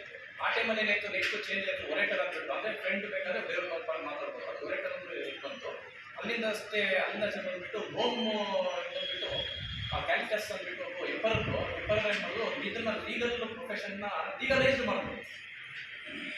ಆಮೇಲೆ ಇದು ಮತ್ತೆ ನಮ್ಮ ಬ್ರಿಟಿಷ್ ಇಂಡಿಯಾದಲ್ಲಿ ನಮ್ಮ ಕೋರ್ಟ್ ಸ್ಟಾರ್ಟ್ ಆಗಿದ್ದು ನಮ್ಮ ಬ್ರಿಟಿಷ್ ಇಂಡಿಯಾದಲ್ಲಿ 1700 ಸ್ಟಾರ್ಟ್ ಆಯಿತು. 1700 ಆದಮೇಲೆ ನಮಗೆ ಮುಂದೆ ಮಾಡೋದು, ಇವಾಗ ನೀವು ನೋಡ್ತಾ ಇದ್ದೀವಿಲ್ಲ, ಒಂದು ಬ್ರಿಟಿಷರ್ಸು ಅಲ್ಲಿ ಬಂದ್ಬಿಟ್ಟು ಗಾಂಧೀಜಿ ಇರ್ಬೋದು, ಗಾಂಧೀಜಿಯವರು ಪ್ರಾಕ್ಟೀಸ್ ಸ್ಟಾರ್ಟ್ ಮಾಡಿದ್ದು ಲಂಡನ್ ನೋಡಿ ಪ್ರಾಕ್ಟೀಸ್ ಎಷ್ಟು ಕಷ್ಟ ಅನ್ನೋದು ನಮ್ಗೆ ಇವತ್ತು ಗೊತ್ತಾಗಬೇಕು. ಯಾಕೆ ಟ್ರಯಲ್ ಕೋರ್ಟ್ ಪ್ರಾಕ್ಟೀಸ್ ಇವತ್ತು ಇದ್ದಾರೆ. ಟ್ರಯಲ್ ಕೋರ್ಟ್ ಪ್ರಾಕ್ಟೀಸ್ ಅಂದರೆ ಗಾಂಧೀಜಿ ಮತ್ತು ಬಾಬಾ ಸಾಹೇಬ್ ಅಂಬೇಡ್ಕರ್ ಅವರು ಇಬ್ಬರು ಸಹ ಲಂಡನ್ ರಿಜಿಸ್ಟರ್ ಆದರು, ಅಡ್ವೊಕೇಟ್ ಆಗಿ ರಿಜಿಸ್ಟರ್ ಇರೋದು ಎಲ್ಲರೂ. ಆದರೆ ಗಾಂಧೀಜಿಯವರು ಸ್ಟಾರ್ಟ್ ಮಾಡಿದ್ರು, ಫಸ್ಟ್ ಬಾಂಬೆದಲ್ಲಿ ಸ್ಟಾರ್ಟ್ ಮಾಡಿದ್ರು. 2 years ಟ್ರಯಲ್ ಕೋರ್ಟ್ ಪ್ರಾಕ್ಟೀಸ್ ಮಾಡಿ ಆಗಿಲ್ಲ ಗಾಂಧೀಜಿಯವ್ರಿಗೆ, ಸುಮ್ಮನೆ ಕುತ್ಕೊಂಡು ಮನೆಯಲ್ಲಿ ಆಗಿಲ್ಲ, ಪ್ರಾಕ್ಟೀಸ್ ಮಾಡಿಲ್ಲ. ಆಮೇಲೆ ಅಲ್ಲಿಂದ ಚಲೋ ಸೌತ್ ಆಫ್ರಿಕಾ ಹೋಗಿದ್ದು ಪ್ರಾಕ್ಟೀಸ್ ಮಾಡೋದು. ನೋಡಿ ಎಷ್ಟು ಕಷ್ಟ ಅಡ್ವೊಕೇಟ್ ಅಂದ್ಬಿಟ್ಟು ಟ್ರಯಲ್ ಕೋರ್ಟ್ ಇದೇ ಸಮಯದಲ್ಲಿ 25 ವರ್ಷ ವಕೀಲ ವೃತ್ತಿ ಪೂರೈಸಿದ ಹಿರಿಯ ವಕೀಲರಾದ ಶಿವಲಿಂಗಯ್ಯ, ಶಿವಣ್ಣ, ಶಮೀಂ ತಾಜ್ ಮತ್ತು ಉಮೇಶ್ ರವರನ್ನು ಅಭಿನಂದಿಸಲಾಯಿತು. ವೇದಿಕೆಯಲ್ಲಿ ಹಿರಿಯ ಸಿವಿಲ್ ನ್ಯಾಯಾಧೀಶರಾದ ಫೆಲಿಕ್ಸ್ ಆಲ್ಫೋನ್ಸ್ ಆಂಟೋನಿ, ಅಪರ ಸಿವಿಲ್ ನ್ಯಾಯಾಧೀಶರಾದ ಸಿದ್ದಪ್ಪಾಜಿ, ಕಾನೂನು ಸೇವಾ ಸಮಿತಿಯ ಸದಸ್ಯರು ಸಿವಿಲ್ ನ್ಯಾಯಾಧೀಶರಾದ ಶಿವರಾಜು, ಕರ್ನಾಟಕ ರಾಜ್ಯ ವಕೀಲರ ಪರಿಷತ್ನ ವೈಸ್ ಚೇರ್ಮನ್ ಮಂಗಳೇಕರ್ ವಿನಯ್ ಬಾಳಾಸಾಹೇಬ್, ವಕೀಲರ ಸಂಘದ ಅಧ್ಯಕ್ಷ ಮಹದೇವ್, ಕಾರ್ಯದರ್ಶಿ ವಿವೇಕಾನಂದ, ಖಜಾಂಚಿ ಮೊಹಮ್ಮದ್ ತಾಸೀನ್ ಮುಂತಾದವರಿದ್ದು, ಕರ್ನಾಟಕ ರಾಜ್ಯ ವಕೀಲರ ಪರಿಷತ್ ಹಾಲಿ ಚೇರ್ಮನ್ ಎನ್ರೋಲ್ ಕಮಿಟಿಯ ಶ್ರೀ ವಿಶಾಲ್ ರಘು ಕಾರ್ಯಕ್ರಮವನ್ನು ಉದ್ಘಾಟಿಸಿದರು. ಎಂಆರ್ಎಂ ಪ್ರಕಾಶನದ ಪ್ರಥಮ ವಾರ್ಷಿಕೋತ್ಸವ, ಅವಧಿತಾ ಮಾದಪ್ಪ ಮತ್ತು ದಿ ಕಾಪಿ ಕೃತಿಗಳ ಲೋಕಾರ್ಪಣೆ ಹಾಗೂ ಎಂಆರ್ಎಂ ಪ್ರಶಸ್ತಿ ಪ್ರದಾನ ಸಮಾರಂಭ ಕಾರ್ಯಕ್ರಮವನ್ನು ಜನವರಿ 12 ಮಧ್ಯಾಹ್ನ 2 ಗಂಟೆಗೆ ಟಿ. ನರಸೀಪುರ ತಾಲೂಕಿನ ಯಾಚೇನಹಳ್ಳಿಯ ವಿವೇಕಾನಂದ ನಗರದ ಶ್ರೀರಾಮಕೃಷ್ಣ ಸೇವಾ ಕೇಂದ್ರ ಪ್ರೌಢಶಾಲೆಯ ವಿಶ್ವಮಾನವ ವೇದಿಕೆಯಲ್ಲಿ ನಡೆಯಲಿದೆ ಎಂದು ಲೇಖಕ ದ. ಕೋ. ಹಳ್ಳಿ ಚಂದ್ರಶೇಖರ್ ತಿಳಿಸಿದರು. ಸುದ್ದಿಗೋಷ್ಠಿಯಲ್ಲಿ ಮಾತನಾಡಿದ ಅವರು, ಎಂಆರ್ಎಂ ಪ್ರಕಾಶನದ ವಾರ್ಷಿಕೋತ್ಸವದ ಅಂಗವಾಗಿ ಕಾರ್ಯಕ್ರಮದಲ್ಲಿ ಅಂಗವಾಗಿ ಸಾಹಿತ್ಯಿಕ ಚಟುವಟಿಕೆಗಳನ್ನು ಮುಂದುವರೆಸಲು ಕಾರ್ಯಕ್ರಮ ಆಯೋಜಿಸಿದೆ ಎಂದರು. ಶ್ರೀರಾಮಕೃಷ್ಣ ಸೇವಾ ಕೇಂದ್ರದ ಅಧ್ಯಕ್ಷ ನಾದಾನಂದನಾಥ ಸ್ವಾಮೀಜಿ ದಿವ್ಯ ಸಾನ್ನಿಧ್ಯದ ಕಾರ್ಯಕ್ರಮವನ್ನು ಯಾಚೇನಹಳ್ಳಿ ಪ್ರಾಥಮಿಕ ಕೃಷಿ ಪತ್ತಿನ ಸಹಕಾರ ಸಂಘದ ಅಧ್ಯಕ್ಷ ವೈಎನ್ ಶಂಕರೇಗೌಡ ಉದ್ಘಾಟಿಸುವರು. ವಿಶ್ವ ಒಕ್ಕಲಿಗರ ಮಹಾಸಂಸ್ಥಾಪನಾ ಮಠದ ಪೀಠಾಧಿಪತಿ ಡಾ. ನಿರ್ಮಲಾನಂದನಾಥ ಸ್ವಾಮೀಜಿಯವರು ಕೃತಿಗಳ ಲೋಕಾರ್ಪಣೆ ಮಾಡಿ ಮಾದಪ್ಪ ಕೃತಿಯ ಕುರಿತು ಮಾತನಾಡುವರು ಎಂದು ಹೇಳಿದರು. ಕಥೆಗಾರ ಅದೀಬ್ ಅಖ್ತರ್ ಕೃತಿಗಳ ಲೇಖಕರನ್ನು ಅಭಿನಂದಿಸುವರು. ಎಂಆರ್ಎಂ ಪ್ರಕಾಶಕ ಮಂಜು ಮುತ್ತೇಗೆರೆ ಅಧ್ಯಕ್ಷತೆ ವಹಿಸಲಿದ್ದರು. ಮಂಡ್ಯ ವಿವಿಯ ಕನ್ನಡ ಉಪನ್ಯಾಸಕ ಉಮೇಶ್ ದಡಮಹಳ್ಳಿಯವರು the copy a fatal pattern ಕೃತಿ ಕುರಿತು ಮಾತನಾಡಲಿದ್ದಾರೆ. ಕವಿ ಕೆಪಿ ಮೃತ್ಯುಂಜಯ ಅವರಿಗೆ ಎಂಆರ್ಎಂ ಸಾಹಿತ್ಯ ಪ್ರಶಸ್ತಿ, ಕವಿತಾ ಪ್ರಕಾಶನದ ಗಣೇಶ್ ಅಮೀನ್ ಗಡವರಿಗೆ ಎಂಆರ್ಎಂ ಪ್ರಕಾಶನ ಪ್ರಶಸ್ತಿ ನೀಡಲಾಗುವುದು. ಕರ್ನಾಟಕ ಜಾನಪದ ಅಕಾಡೆಮಿ ಪ್ರಶಸ್ತಿ ಪುರಸ್ಕೃತೆ ಚನ್ನಜಮ್ಮ ಅವರನ್ನು ಅಭಿನಂದಿಸಲಾಗುವುದು ಎಂದರು. ಕಾರ್ಯಕ್ರಮದಲ್ಲಿ ಲೋಕೇಶ್ ಬೆಕ್ಕಳಲೆ, ಕವಯತ್ರಿ Kumari H R Kannika, Akash steels and ಸಿಮೆಂಟ್ನ ಮಾಲೀಕ ಜಿ ಸುರೇಶ್, ಕವಿ ಕೊತ್ತತ್ತಿ ರಾಜು, ಲೇಖಕ ದ. ಕೋ. ಹಳ್ಳಿ ಚಂದ್ರಶೇಖರ್, ನೇರಲಕೆರೆ ಪ್ರಾಥಮಿಕ ಕೃಷಿ ಪತ್ತಿನ ಸಹಕಾರ ಸಂಘದ ಸಿಇಒ ನೇರಲಕೆರೆ ಲೋಕೇಶ್ ಅತಿಥಿಗಳಾಗಿ ಭಾಗವಹಿಸುವರು ಎಂದು ವಿವರಿಸಿದರು. ಎಲ್ಲ ಗೊತ್ತಿರೋ ಹಾಗೆ ಕಳೆದ 1 ವರ್ಷದ ಹಿಂದೆ, ಕಳೆದ ಜನವರಿ 12ರಂದು ನಮ್ಮ ಎಂಆರ್ಎಂ ಪ್ರಕಾಶನ ಸಂಸ್ಥೆ ಅಸ್ತಿತ್ವಕ್ಕೆ ಬಂತು. ಏನಂದರೆ ಸಾಹಿತ್ಯಿಕವಾಗಿ ಒಂದು ಉತ್ತಮವಾದಂಥ ಕೃತಿಗಳನ್ನು ಈ ನಾಡಿಗೆ ಕೊಡಬೇಕು, ನಮ್ಮ ಜಿಲ್ಲೆಯ ಬರಹಗಾರರಿಗೆ ಒಂದು ವೇದಿಕೆ ಮಾಡಿಕೊಡ್ಬೇಕು. ಹಾಗೆ ಸಾಕಷ್ಟು ಸಾಹಿತ್ಯಿಕ ಚಟುವಟಿಕೆಗಳನ್ನು, ಅದು ಸಾಹಿತ್ಯಕ್ಕೆ ಕುರಿತಾದಂಥ ಚಿಂತನ ಮಂಥನ ಇರ್ಬೋದು, ಸಂವಾದಗಳಿರ್ಬೋದು, ಈ ಎಲ್ಲ ಚಟುವಟಿಕೆಗಳನ್ನು ಆಯೋಜಿಸುವ ಹಿನ್ನೆಲೆಯಲ್ಲಿ ಒಂದು ಸಂಸ್ಥೆಯನ್ನು ಮಾಡಬೇಕು ಅಂತೇಳಿ ಅಸ್ತಿತ್ವಕ್ಕೆ ಬಂತು. ಹಾಗಾಗಿ ಕಳೆದ 1 ವರ್ಷದಲ್ಲಿ ಸಾಕಷ್ಟು ಕಾರ್ಯಕ್ರಮಗಳನ್ನು ನಮ್ಮ ಪ್ರಕಾಶನ ಸಂಸ್ಥೆಯಿಂದ ನೀಡಲಾಗಿದೆ. ಅದನ್ನು ತಾವೆಲ್ಲ ಗಮನಿಸಿದ್ದೀರಿ. ಈಗ ಆ ಒಂದು ಸಂಸ್ಥೆಯ ಒಂದು ವಾರ್ಷಿಕೋತ್ಸವದ ಸಂಭ್ರಮದ ದಿನ, ಆ ವಾರ್ಷಿಕೋತ್ಸವವನ್ನು ನಾವು ಮೈಸೂರು ಜಿಲ್ಲೆ ಬನ್ನೂರು ತಾಲೂಕು ಟಿ.ನರಸೀಪುರ ತಾಲೂಕು ಬನ್ನೂರು ಹೋಬಳಿ ಯಾಚೇನಹಳ್ಳಿನಲ್ಲಿ ನಾವು ಈ ವರ್ಷದ ವಾರ್ಷಿಕೋತ್ಸವ ಕಾರ್ಯಕ್ರಮವನ್ನು ನಾವು ಆಯೋಜಿಸಿದ್ದೇವೆ. ಭಾಳ ಮುಖ್ಯವಾಗಿ 3 ಕಾರ್ಯಕ್ರಮಗಳು ಆ ವೇದಿಕೆಯಲ್ಲಿ ನಡೀತಾ ಇದ್ದಾವೆ. ಒಂದು ಈ ನಮ್ಮ ಸಂಸ್ಥೆಯ ವಾರ್ಷಿಕೋತ್ಸವ, ಮತ್ತು ರಾಷ್ಟ್ರೀಯ ಯುವ ದಿನ ಇರೋದರಿಂದ, ಸ್ವಾಮಿ ವಿವೇಕಾನಂದ ಜಯಂತಿ ಇರೋದರಿಂದ ಆ ಒಂದು ಕಾರ್ಯಕ್ರಮ, ಹಾಗೆ ನಮ್ಮ ಸಂಸ್ಥೆಯ ವತಿಯಿಂದ ಸಾಹಿತ್ಯ ಮತ್ತು ಪ್ರಕಾಶನ ಕ್ಷೇತ್ರದಲ್ಲಿ ಕೆಲಸ ಮಾಡಿರುವಂಥವ್ರಿಗೆ ಪ್ರಶಸ್ತಿಯನ್ನು ಕೊಡುವಂಥ ಪರಿಪಾಠವನ್ನು ನಾವು ಬೆಳೆಸ್ಕೊಂಡು ಬಂದಿದ್ದೇವೆ. ಹಾಗಾಗಿ ಈ ಮೊದಲ ವಾರ್ಷಿಕೋತ್ಸವದಲ್ಲಿ 2ನೇ ವರ್ಷದ ಪ್ರಶಸ್ತಿಯನ್ನು ಕೂಡ ನಾವು ಆ ದಿನ ನಾವು ಪ್ರಕಟ ಮಾಡ್ತಾ ಇದ್ದೇವೆ. ಹಾಗೆ ನಮ್ಮ ಪ್ರಕಾಶನ ಸಂಸ್ಥೆಯ ಮೌಲಿಕ ಏನು ಉದ್ದೇಶ, ನಾವು ಸಂಸ್ಥೆಯನ್ನು ಆರಂಭಿಸಿದ್ವಿ ಮೌಲಿಕವಾದಂಥ ಕೃತಿಗಳನ್ನು ಸಾರಸ್ವತ ಲೋಕಕ್ಕೆ ನೀಡಬೇಕು ಅಂತ. ಹಾಗಾಗಿ 2 ಮೌಲಿಕ ಕೃತಿಗಳನ್ನು ಆ ದಿನ ನಾವು ಲೋಕಾರ್ಪಣೆ ಮಾಡ್ತಾ ಇದ್ದೇವೆ. ಮತ್ತು ಆ ಸಂದರ್ಭದಲ್ಲಿ ವಿದ್ಯಾರ್ಥಿಗಳನ್ನು ಪ್ರೋತ್ಸಾಹಿಸಬೇಕು, ಸಾಹಿತ್ಯದೆಡೆಗೆ, ಸಂಸ್ಕೃತಿಯೆಡೆಗೆ ಕರ್ಕೊಂಬರಬೇಕು ಅಂಥೇಳಿ ಅವ್ರಿಗೂ ಕೂಡ ಒಂದು ಸ್ವಾಮಿ ವಿವೇಕಾನಂದರ ಕುರಿತಾದಂಥ ಪ್ರಬಂಧ ಸ್ಪರ್ಧೆಯನ್ನು ಮಾಡಿ ಅವರನ್ನು ಪ್ರೋತ್ಸಾಹ ನಿಟ್ಟಿನಲ್ಲಿ ಕೂಡ ಕೆಲಸ ಮಾಡ್ತಾ ಇದ್ದೇವೆ. ಗೋಷ್ಠಿಯಲ್ಲಿ ನವೋದಯ ಕಲಿಕಾ ಕೇಂದ್ರ ಸಂಸ್ಥಾಪಕಿ ಕುಮಾರಿ ಎಚ್ಆರ್ ಕನ್ನಿಕಾ, ಎಂಆರ್ಎಂ ಪ್ರಕಾಶನ ಸಂಸ್ಥಾಪಕ ಮಂಜು ಮುತ್ತೇಗೆರೆ, ಸಾಹಿತಿ ಉಮೇಶ್ ದಡಮಹಳ್ಳಿ ಇದ್ದರು. ಮಂಡ್ಯ ಜಿಲ್ಲೆ ನಾಗಮಂಗಲ ತಾಲೂಕಿನ ಟಿಬಿ ಬಡಾವಣೆಯ ನಿವಾಸಿ ವೆಂಕಟಪ್ಪ ಶಿವಮ್ಮನವರ ಪುತ್ರ ಡಾ ವಿ ತುಕಾರಾಂ ರವರಿಗೆ ಮೈಸೂರು ಯೂನಿವರ್ಸಿಟಿಯ ಡಾ ಡಿ ಸೋನರ್ ನಂದಪ್ಪ ಅವರ ಅಮೂಲ್ಯ ಮಾರ್ಗದರ್ಶನದಲ್ಲಿ ಗಣಿತಶಾಸ್ತ್ರ ವಿಷಯದ ಸಂಶೋಧನೆ ನಡೆಸಿ on some excursion in the theory of domination and topological indices of graphs ಎಂಬ ಮಹಾಪ್ರಬಂಧವನ್ನು ಯಶಸ್ವಿಯಾಗಿ ಮಂಡಿಸಿದ್ದು, ಈ ಪ್ರಬಂಧವನ್ನು ಮೈಸೂರು ವಿಶ್ವವಿದ್ಯಾನಿಲಯ ಅಂಗೀಕರಿಸಿದೆ. ಮೈಸೂರು ಯೂನಿವರ್ಸಿಟಿ ಸಭಾಭವನ ಆವರಣದಲ್ಲಿ 106ನೇ ಘಟಿಕೋತ್ಸವ ಸಮಾರಂಭದಲ್ಲಿ ಕರ್ನಾಟಕ ರಾಜ್ಯದ ಗೌರವಾನ್ವಿತ ರಾಜ್ಯಪಾಲರಾದ ತಾವರ್ ದಾವೂದ್ ಚಂದ್ ಗೆಹ್ಲೋಟ್ ರವರು ಗಣ್ಯರ ಜೊತೆಗೂಡಿ ನಾಗಮಂಗಲದ ಡಾ ವಿ ತುಕಾರಾಂ ರವರಿಗೆ ಪಿಎಚ್ಡಿ ಪದವಿಯನ್ನು ಪ್ರದಾನ ಮಾಡಿದರು. ಪಿಎಚ್ಡಿ ಪುರಸ್ಕಾರ ಪಡೆದ ನಾಗಮಂಗಲ ತಾಲೂಕಿನ ಮಣ್ಣಿನ ಮಗ ಡಾ ವಿ ತುಕಾರಾಂ ಮಾತನಾಡಿ, ಈ ಸಾಧನೆಗೆ ಸಹಕಾರ ನೀಡಿದ ಮೈಸೂರು ವಿಶ್ವವಿದ್ಯಾನಿಲಯದ ಗೌರವಾನ್ವಿತ ಉಪಕುಲಸಚಿವರಾದ ಬಿ ಶಂಕರರವರಿಗೆ ನಾನು ಹೃತ್ಪೂರ್ವಕ ಕೃತಜ್ಞತೆಗಳನ್ನು ಸಲ್ಲಿಸುತ್ತೇನೆ. ನನ್ನ ಜೀವನದ ದಿಕ್ಕು ರೂಪಿಸಿದ ನನ್ನ ದಿವಂಗತ ತಂದೆ ತಾಯಿ ವೆಂಕಟಪ್ಪ ಮತ್ತು ಶಿವಮ್ಮ ಅವರ ಆಶೀರ್ವಾದಕ್ಕೆ ನಾನು ಸದಾ ಋಣಿ. ಅದೇ ರೀತಿಯಾಗಿ ನನ್ನ ಮಾವ ಮತ್ತೆಯರವರು ಪುಟ್ಟಸ್ವಾಮಿ ಮತ್ತು ಲೀಲಾವತಿ ಅವರ ಪ್ರೀತಿ ಹಾಗೂ ಆಶೀರ್ವಾದಕ್ಕೂ ನಾನು ಆಭಾರಿಯಾಗಿದ್ದೇನೆ. ನನ್ನ ಪ್ರತಿಯೊಂದು ಹೆಜ್ಜೆಯಲ್ಲೂ ಸಹಕಾರ ನೀಡಿ ಧೈರ್ಯ ತುಂಬಿ ಪ್ರೇರಣೆ ಆಗಿರುವ ನನ್ನ ಆತ್ಮೀಯರು ಮತ್ತು ನನ್ನ ಕುಟುಂಬಸ್ಥರಿಗೆ ಹೃತ್ಪೂರ್ವಕ ಧನ್ಯವಾದಗಳು ಎಂದು ತಿಳಿಸಿದರು. ನಮಸ್ಕಾರ, ನನ್ನ ಹೆಸರು ತುಕಾರಾಂ ಅವಿ. ನಾನು ಮಂಡ್ಯ ಜಿಲ್ಲೆ ನಾಗಮಂಗಲ ತಾಲೂಕಿನ ಟಿಬಿ ಬಡಾವಣೆ ನಿವಾಸಿಯಾಗಿದ್ದು, ಗೌರವಾನ್ವಿತ ಡಾ ಡಿ ಸೋನಾರ್ ನಂದಪ್ಪ ಅವರ ಮಾರ್ಗದರ್ಶನದಲ್ಲಿ ಗಣಿತಶಾಸ್ತ್ರ ವಿಷಯದ ಬಗ್ಗೆ ಸಂಶೋಧನೆ ನಡೆಸಿ on some excursion in the theory of domination and topological indices of graphs ಎಂಬ ಮಹಾಪ್ರಬಂಧವನ್ನು ಯಶಸ್ವಿಯಾಗಿ ಪೂರ್ಣಗೊಳಿಸಿದ್ದೇನೆ. ಈ ಮಹಾಪ್ರಬಂಧವನ್ನು ಮೈಸೂರು ವಿಶ್ವವಿದ್ಯಾನಿಲಯವು ಅಂಗೀಕರಿಸಿ 106ನೇ ಘಟಿಕೋತ್ಸವದಲ್ಲಿ ಪದವಿ ಪ್ರದಾನವನ್ನು ಮಾಡಿದ್ದಾರೆ. ಈ ಸಾಧನೆಗೆ ಸಹಕಾರ ನೀಡಿದ ಮೈಸೂರು ವಿಶ್ವವಿದ್ಯಾನಿಲಯದ ಗೌರವಾನ್ವಿತ ಉಪಕುಲಸಚಿವರಾದ ಬಿ ಶಂಕರ್ ಅವರಿಗೂ ಸಹ ನನ್ನ ಹೃದಯಪೂರ್ವಕ ಕೃತಜ್ಞತೆಗಳನ್ನು ಸಲ್ಲಿಸುತ್ತೇನೆ. ನನ್ನ ಜೀವನದ ದಿಕ್ಕು ರೂಪಿಸಿದ ನನ್ನ ದಿವಂಗತ ತಂದೆ ತಾಯಿ ವೆಂಕಟಪ್ಪ ಹಾಗೂ ಶಿವಮ್ಮ ಅವರ ಆಶೀರ್ವಾದಕ್ಕೆ ನಾನು ಋಣಿ. ಅದೇ ರೀತಿ ನನ್ನ ಮಾವ, ಅತ್ತೆ ಪುಟ್ಟಸ್ವಾಮಿ ಹಾಗೂ ಲೀಲಾವತಿ ಅವರ ಪ್ರೀತಿ ಹಾಗೂ ಆಶೀರ್ವಾದಕ್ಕೂ ನಾನು ಆಭಾರಿಯಾಗಿದ್ದೇನೆ. ನನ್ನ ಪ್ರತಿಯೊಂದು ಹೆಜ್ಜೆಗೂ ಸಹಕಾರ ನೀಡಿ ಧೈರ್ಯ ತುಂಬಿ ಪ್ರೇರಣೆ ನೀಡಿದ ನನ್ನ ಪತ್ನಿ ಪ್ರತಿಭಾ ಹಾಗೂ ನನ್ನ ಪ್ರೀತಿಯ ಮಕ್ಕಳಿಗೆ ನನ್ನ ಹೃದಯಪೂರ್ವಕ ಧನ್ಯವಾದಗಳು. ಅದೇ ರೀತಿ ನನ್ನ ಸಹೋದರರು ಹಾಗೂ ನನ್ನ ಕುಟುಂಬ ವರ್ಗದವರು, ನನ್ನ ಪತ್ನಿಯ ಕುಟುಂಬ ವರ್ಗದವರು ನೀಡಿದ ಸಹಕಾರ ಹಾಗೂ ಪ್ರೋತ್ಸಾಹಕ್ಕೂ ನಾನು ಕೃತಜ್ಞನಾಗಿದ್ದೇನೆ. ಇದಲ್ಲದೆ ಸದಾ ಬೆಂಬಲವಾಗಿ ನಿಂತ ನನ್ನ ಆತ್ಮೀಯ ಸ್ನೇಹಿತರು, ಗೌರವಾನ್ವಿತ ಗುರುಗಳು ಹಾಗೂ ಹಿರಿಯರಿಗೆ ನನ್ನ ಹೃದಯಪೂರ್ವಕ ಧನ್ಯವಾದಗಳನ್ನು ಅರ್ಪಿಸುತ್ತೇನೆ. ಹಲಗೂರು ಸಮೀಪ ನಂಜಾಪುರ ಗ್ರಾಮದ ಮಹದೇವು ಎಂಬುವರ ಜಮೀನಿನ ಸೀಮೆ ಊರಿನಲ್ಲಿ 10 ಅಡಿ ಉದ್ದದ ಹೆಬ್ಬಾವು ಪತ್ತೆಯಾಗಿದೆ. ಉರಗಪ್ರೇಮಿ ಗಿಡ್ಡ ಅಲಿಯಾಸ್ ಜಗದೀಶ್ ಮಾತನಾಡಿ, ನಾನು ಸುಮಾರು ವರ್ಷಗಳಿಂದ ಹಾವುಗಳನ್ನು ಹಿಡಿಯುತ್ತಿದ್ದೇನೆ ಎಂದು ಕರೆಬಾಡಿ ನಂಜಾಪುರ ಗ್ರಾಮದಲ್ಲಿ ಎಂದು ತಿಳಿಸಿದರು. ಸ್ಥಳಕ್ಕೆ ಬಂದು ಭೇಟಿ ನೀಡಿದ್ದೇನೆ. ಸರಿಸುಮಾರು 10 ಅಡಿ ಹೆಬ್ಬಾವು ಸಿಕ್ಕಿದೆ. ಇದನ್ನು ಸಂರಕ್ಷಿಸಿ ಬಸವನಬೆಟ್ಟದ ಅರಣ್ಯ ಪ್ರದೇಶಕ್ಕೆ ಬಿಡುತ್ತೇವೆ ಎಂದು ತಿಳಿಸಿದರು. ಈಗ ತಾನೇ ಬಂದ ಒಂದು ಹೆಬ್ಬಾವು ರೆಸ್ಕ್ಯೂ ಕಾಲ್ ಬಂದಿತ್ತು. ಮಹದೇವರ ಜಮೀನಲ್ಲಿ, ನಂಜಾಪುರ ಗುಡ್ಡೆ ಹತ್ರ ಮಹದೇವರ ಜಮೀನಲ್ಲಿ ಕಾಣಿಸ್ಕೊಂಡೈತೆ. ಈ ಹಬ್ಬವನ್ನು ನಾವು ಸುರಕ್ಷಿತವಾಗಿ ರಕ್ಷಣೆ ಮಾಡಿದ್ದೀವಿ. ಇದನ್ನ ನಾವು ಮುತ್ತೋಟಿ ಕಾಡಿಗೆ ಬಿಡೋಕ್ಕೆ ಹೊರಟಿದ್ದೀವಿ. ಈಗ ಫಾರೆಸ್ಟ್ ವಾಚರಾದಂಥ ಪ್ರದೀಪ್ ಅವರು ನಮ್ಮ ಜೊತೆ ಇದ್ದಾರೆ. ಪ್ರದೀಪ್ ಅವರೇ, ಬನ್ನಿ ಇಲ್ಲಿಗೆ. ನಮಗೆ ವರ್ಕರ್ಸ್ ಕಡೆಯಿಂದ ಹೊಂದಿರೋದು, ರೈತರ ಕಡೆಯಿಂದ ರೈತರಿಗೆ ಹೆಲ್ಪ್ ಆಗಲಿ ಅಂತ ಯಾವನ್ನ ರಕ್ಷಣೆ ಮಾಡಿದ್ದೀವಿ. ಜಮೀನಿನ ಮಾಲೀಕ ಮಹದೇವ್ ಮಾತನಾಡಿ, ನಮಗೆ ಸುಮಾರು ಕಾಡು ಪ್ರಾಣಿಗಳಿಂದ ವ್ಯವಸಾಯ ಹಾಡು ಹಾಕುತ್ತಿದೆ. ಹಂದಿ, ಆನೆ, ಚಿರತೆ ಅಲ್ಲದೆ ಇಂದು ಹೆಬ್ಬಾವು ಕಂಡುಬಂದಿದ್ದು, ನಾನು ಅರಣ್ಯಾಧಿಕಾರಿಗಳಿಗೆ ಕರೆ ಮಾಡಿ 2 ಗಂಟೆಗಳ ಕಾಲ ಆಯಿತು, ಯಾರೂ ಸ್ಥಳಕ್ಕೆ ಭೇಟಿ ನೀಡಿಲ್ಲ. ಅರಣ್ಯಾಧಿಕಾರಿಗಳು ರೈತರಿಗೆ ಸ್ಪಂದಿಸಬೇಕು ಎಂದರು. ಇದೊಂದೇ ಅಂತಲ್ಲ, ತುಂಬಾ ಬೇರೆ ಬೇರೆ ಥರ ಎಲ್ಲ ಪ್ರಾಬ್ಲಮ್ ನಮಗೆ ಇಲ್ಲಿ ಇರೋರ್ಗೆ ತುಂಬ ಅನಾನುಕೂಲವಾಗಿದೆ. ಈಗ ನೋಡಿ, ಈಗ ಫೋನ್ ಮಾಡಿ ಈಗ ಒಂದು ಅರ್ಧ ಗಂಟೆ 1 ಅವರ್ ಆದ್ರೂ ಯಾರೂ ಇದ್ರ ಬಗ್ಗೆ ಗಮನವನ್ನೇ ತಗೊಂಡಿಲ್ಲ.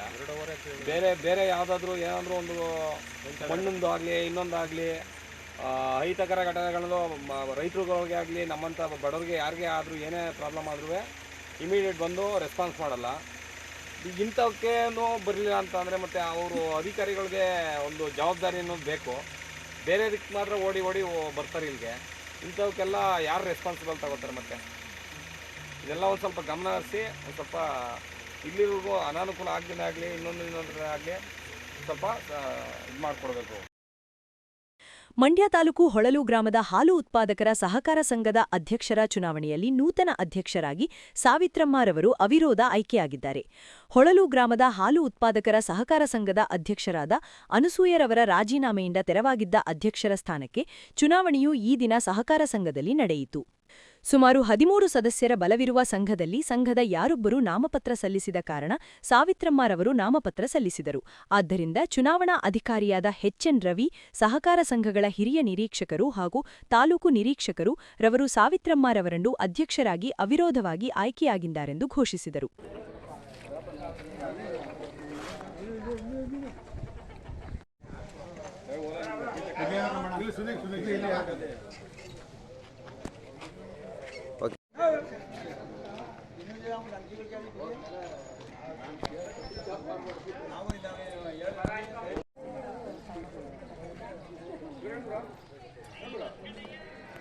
ನಂತರ ಅಧ್ಯಕ್ಷರಾಗಿ ಆಯ್ಕೆಯಾದ ಸಾವಿತ್ರಮ್ಮ ಮಾತನಾಡುತ್ತಾ, ಈ ಗ್ರಾಮದ ಹಿರಿಯ ಮುಖಂಡರು ಹಾಗೂ ಗ್ರಾಮಸ್ಥರು, ಸಂಘದ ಪದಾಧಿಕಾರಿಗಳೆಲ್ಲರೂ ನಮಿಸುತ್ತಾ ಇವರ ಸಹಕಾರದಿಂದ ಈ ದಿನ ಆಯ್ಕೆಯಾಗಿದ್ದೇನೆ. ಮುಂದಿನ ದಿನಗಳಲ್ಲಿ ಎಲ್ಲರ ಸಹಕಾರದಿಂದ ಸಂಘವನ್ನು ಅಭಿವೃದ್ಧಿಯತ್ತ ಕೊಂಡೊಯ್ಯಲು ಶ್ರಮಿಸುತ್ತೇನೆ ಎಂದು ಹೇಳಿದರು.